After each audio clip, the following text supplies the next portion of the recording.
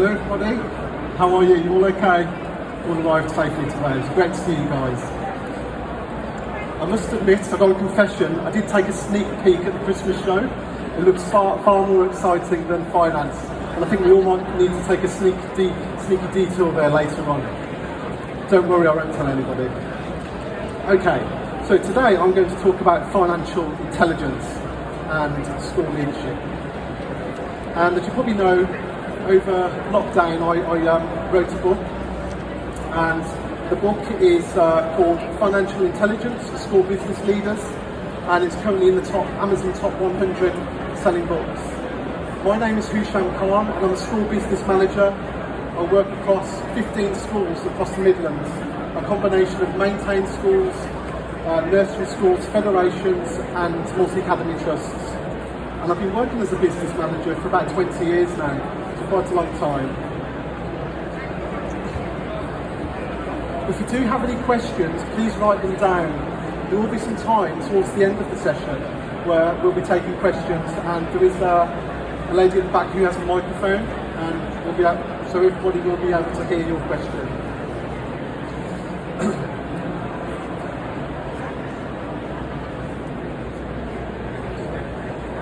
Okay, I'm going to throw a question out to the audience today.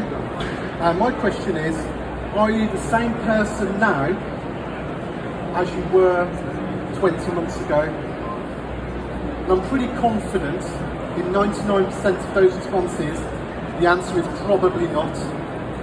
And you know, you're not alone.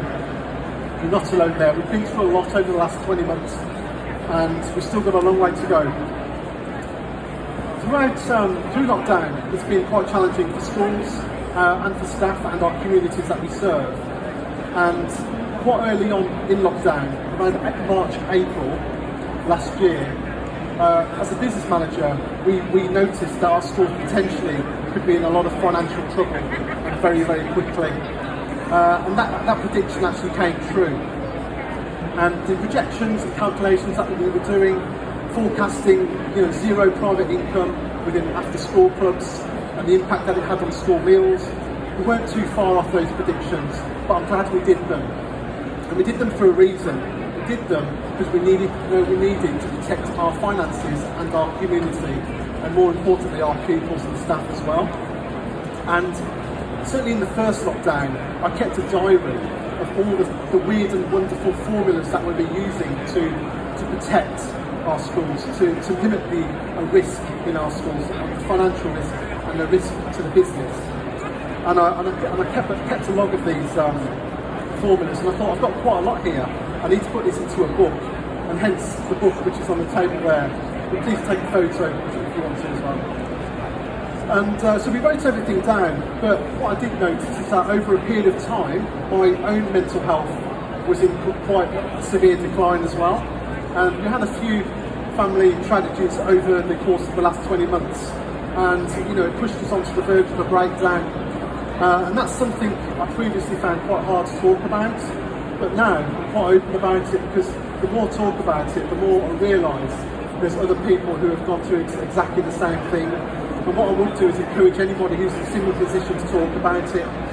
Mental health isn't a dirty word, it's something we need to encourage openness about. But the book actually kept me very level-headed, and I'll actually go as far as to say that it saved me. It sounds crazy. I think when you've been to those dark places, you need something to keep you on the straight and narrow, and that book was my saviour in a way. So one of the formulas which is in the book is the ABLED ratio. And ABLED is a body which stands for the Association of Bain Business Leaders in Education.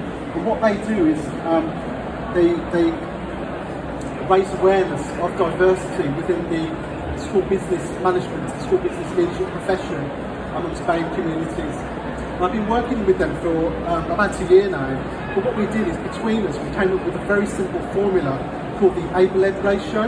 And if you want to take a photo of this, you can. I think the slides will be available later on for you to download also. But what this does, it's a very good thing to have on your risk register. So if you're in Academy, you'd have that in place. It's a statutory document. But it's a maintained school. you would need this on your strategic risk register. And in effect, it takes your grant funding and divides it by your grant funding plus private income. And that gives you a ratio. Now, the higher that ratio, the less risk there is to private income, because you're not actually getting as much private income in. So you're sort of insulated because a lockdown or a pandemic. And we have also nicknamed this the lockdown and pandemic ratio as well. And if you have a lower ratio, there's a higher risk to private income because you are bringing in high additional revenues. And I would encourage everybody to look at that and to add it to your strategic risk register. It is not one of the 12 metrics that the DFE uses, but I think we could nickname this also the 13th metric. But certainly, if you're in a MAT as well, have this through all of your schools, because what it will show is the financial risk of all the schools within the MAT, but it will also tell you which schools may have more commercial opportunities as well, or maybe the schools that aren't making the most of their commercial opportunities.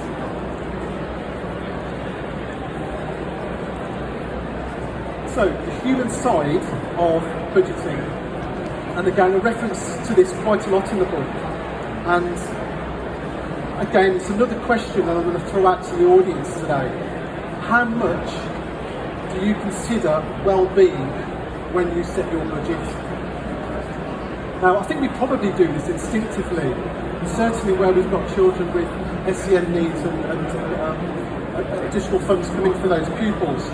But I started to sort of question myself, how much do we think about the staff when we set our budget? Because there are different ways of setting your budget. You can use ICFP, which really only works in a school of 3 form-entry or larger, or for smaller schools, you're pretty much given to one teacher per class, and then you look at your contact ratio. But from a staffing perspective, how do we consider the needs of our staff when we allocate them to specific areas of the curriculum? And I'll give you an example. The school that I work in had a teacher who she had some mental health problems before lockdown, but the lockdown really brought those to the surface even more, and it really affected her considerably, quite a large way. And what that particular school has done is moved her from probably a more of a higher pressure class in year 6 into another part of the school. And what the head teacher's done there is she's really sort of took on board that individual staff member's needs when they've allocated it to the curriculum. And now that's happened, that staff member is far more happier and is working far more productively, possibly, than if they were just left in the year 6 class that was originally in before lockdown. And I call this holistic decision making. So again, this is something I reference in the book. It's about making use of all sorts of intelligence that you have in the school, tangible intelligence or emotional intelligence, but using that when you're setting your budgets and when you're developing your budgets. I do have a list of, I think 43 potential budget pressures for next year, and I've only got a couple of copies of them, but what I will do is I'll leave a blank piece of paper out there today. If you want me to send you that document, which is literally hot off the press, the ink is still wet on it because we were only discussing it last night, I'll leave a piece of paper on there, write your email down, and I will send you a copy of that document, okay?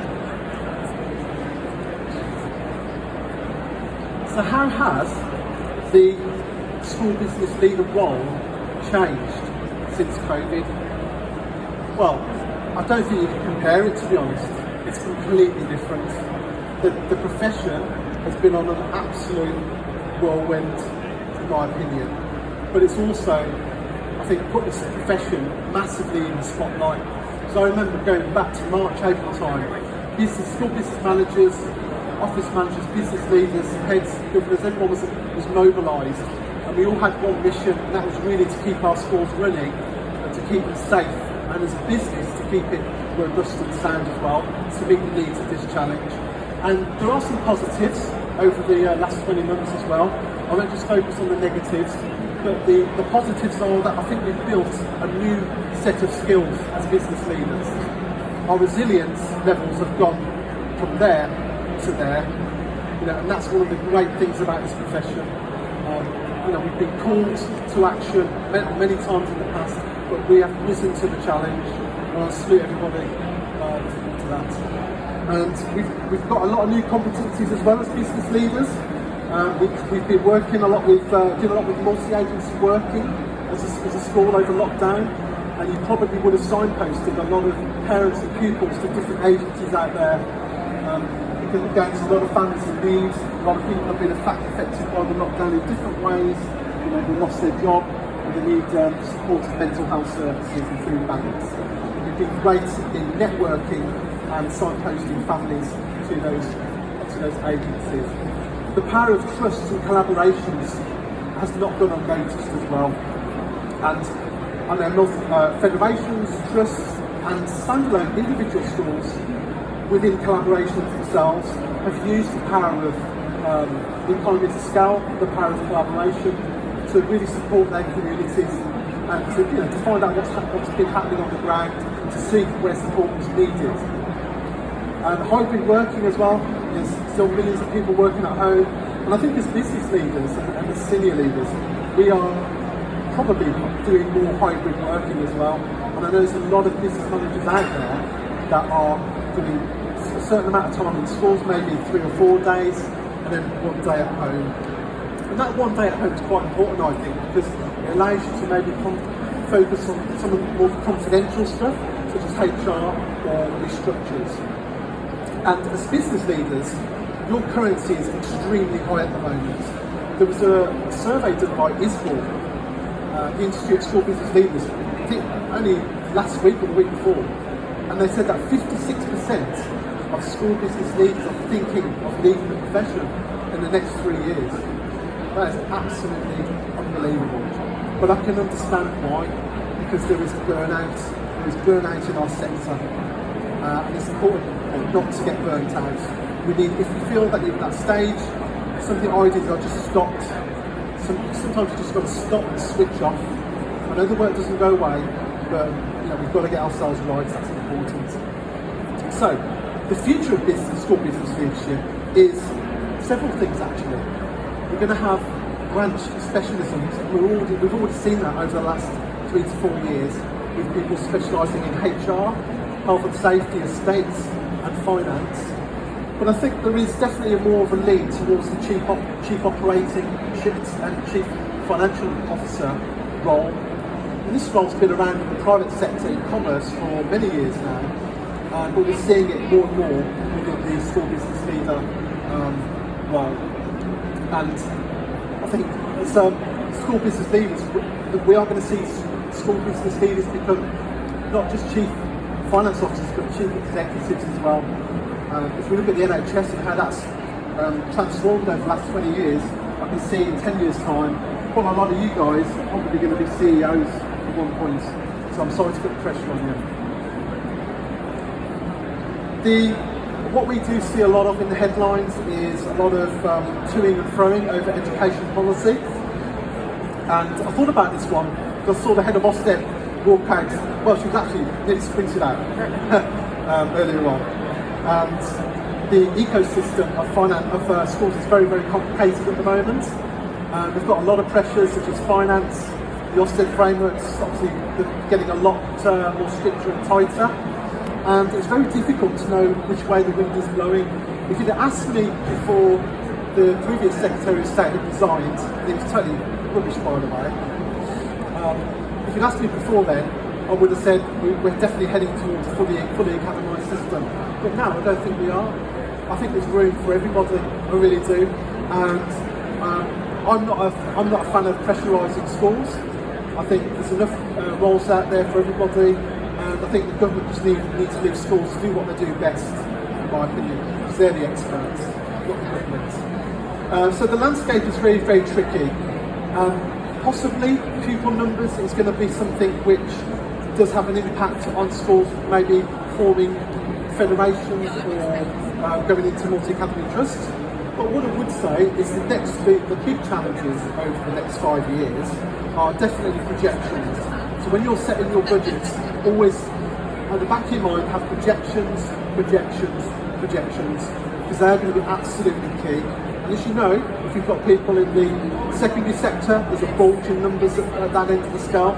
But in the primary sector, there's actually very large dip in pupil numbers predicted, and it's currently happening at the moment. We've got to adapt the size of our schools to cater for the reduction in those pupil numbers. So what I would say, if you project those pupil numbers as accurately as you can, look at the ward data that your local authority or county has, and look at those birth rates and the areas that those birth rates is having an impact on.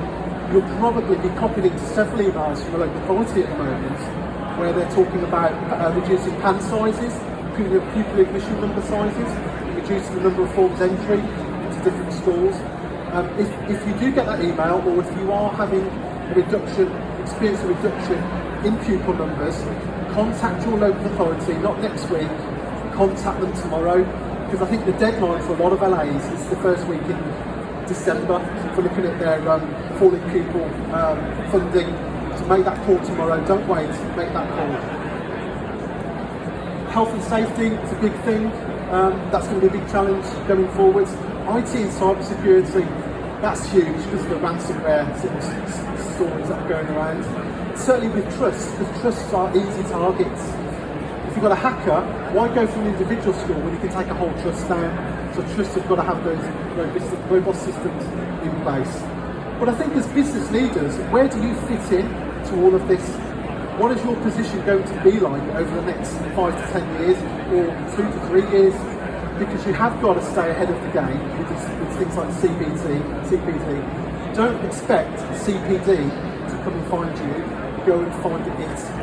Okay, that's what I've done, and I know a lot of you do that anyway.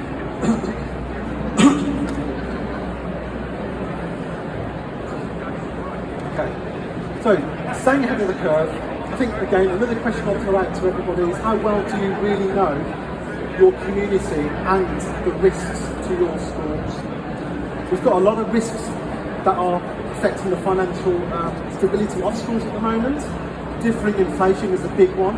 But if you do want to know what the differing inflation rates are for different parts of your budget, write your email on that piece of paper and I will send you the definitive list. It breaks it down by energy, food, you name it. It's got everything on there. But that's the kind of thing you need to build into your projections for next year and the year after. Opportunities for growth. There's a lot of stuff in the press about growth of maths. Again, I think that growth is going to be quite limited because the desire isn't out there at the moment. But again, it depends what the government policies at the time if it changes. And also the new competencies that are emerging within school business leadership and the chief financial officer role. And I do refer to a lot of that in the book, and I've written the framework, the competency framework for the chief financial officer role. So if there are some CFOs here today, or CEOs, or SBLs, SBMs that want to become CFOs, it's in there in chapters 9 and 10. So these are takeaways from today. The able-ed ratio, okay? I'll just go back to that. If you want to take a photo, I'll leave that on for about 10 seconds, okay?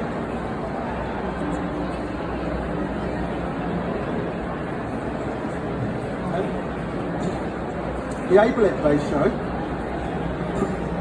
Obviously, if you own CPD, I know a lot of you probably bought the book already, that's why you're here, but if you haven't, that will take your knowledge to another level. It's about 20 years of my experience in that book, and about over 2,000 hours of research. So there's quite a lot in there. And it's certainly especially for schools that have got any deficits or experience deficits at the moment. Definitely focus on your own well-being, and again that's something I know you probably already do, but I can't stress how important it is. And ask yourself, what CPD do I need to find in order to achieve my job, but also to help me arrive at where I want to go to. Is your career more about your direction or your destination? Personally, for me, it's probably more about direction. But CPD is key. This is just a little bit about what the organisation that I do does. We support lots of different schools at lots of different levels. And these are some great links. Again, so please take a photo of this. This will take you to our website, which has loads of information on, but also there's some really good Twitter tags on there. My Twitter tag is the first SPM, so it's all in letters, at the first SPM. But at SPL Connect is absolutely fantastic. If you've got a problem, you can go on there, and quite quickly someone will come back with the answer. ABLED is the association I was talking about earlier. And the SPL podcast that Laura Williams does is absolutely fantastic. There's about 50 on there at the moment. But if you're on Amazon or Spotify, you can access those for free, I think. But I've got a couple of podcasts in there. One's about financial management, post-COVID, and the other one is this was Amazon's most listened to podcast last year in August. The SPL Wellbeing Top 10. SPL Wellbeing Podcast. Okay, and that's great. That's more for school business leaders who give some tips on time management and mental health and wellbeing as well. Are there any questions? Put your hand up. If you've got a question, just put your hand up. Honestly, it doesn't matter what type of question you got, or if you don't feel comfortable asking in the audience, just come and ask me in the end. Okay? Right, guys, I'm going to leave you guys to it. It's the rest of the conference. If anyone's got their copy of the book on them, I will sign it for them today as well. I did put that on social media. Okay? And have a great day. Thank you for coming as well. Take care.